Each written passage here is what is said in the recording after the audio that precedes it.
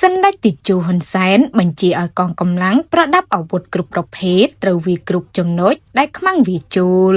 ក្រោយការអត់ធ្មត់លើស24ម៉ោងដើម្បីគោរពនៅបទឈប់បាញ់និងត្រូវការពេលវេលាដើម្បីជំនះប្រជាជនចេញមកតំបន់សុវត្ថិភាពកាលពីម្សិលមិញថ្ងៃច័ន្ទទី8វីរៈកងទ័ពកម្ពុជាបានតបតបន្ថែមដោយយប់មិញនិងព្រឹកថ្ងៃអង្គារនេះតាមរយៈសំណេរបញ្ជាក់លើបណ្ដាញសង្គមនៅព្រឹកថ្ងៃនេះសម្ដេចតេជោហ៊ុនសែនបានថ្លែងថាតាមនាយករដ្ឋមន្ត្រីថៃអនុទិនបានប្រកាសថានឹងប្រើកម្លាំងវាយក11ចំណុចដែលយើងមិនដឹងច្បាស់ថា11ចំណុចនេះនៅកន្លែងណាខ្លះដើម្បីងាយស្រួលកុំឲ្យលំបាករកកន្លែងកងកម្លាំងប្រដាប់អាវុធគ្រប់ប្រភេទរបស់យើងត្រូវវាគ្រប់ចំណុចដែលខ្មាំងវាចូលសម្ដេចតេជោមានប្រសាសន៍ថាយើងការពារទឹកដីយើងដោយមាននិរឋានរឹងមាំជាមួយអាវុធគ្រប់ប្រភេទឯសត្រូវឈ្លានពានត្រូវចល័តវាជួលទីតាំងយើងពួកគេមិនអាចទូលនិរឋានមកបានទេហើយក្បាលពួកគេក៏មិនបានប៉ាន់ដែរស្ថានភាពនេះផ្ដល់ប្រៀបឲ្យយើងអនុវ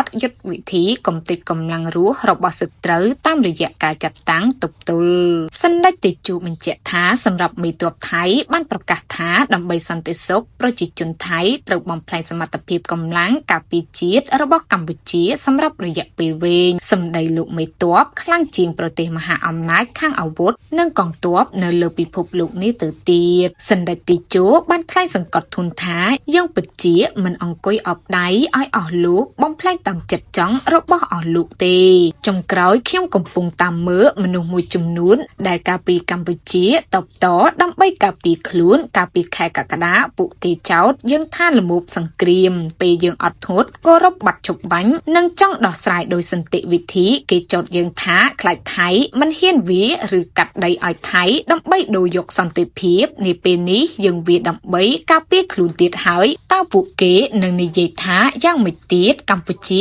ត្រូវការសន្តិភាពតែកម្ពុជាបង្ខំចិត្តវាតបតដើម្បីការពារទឹកដីយើង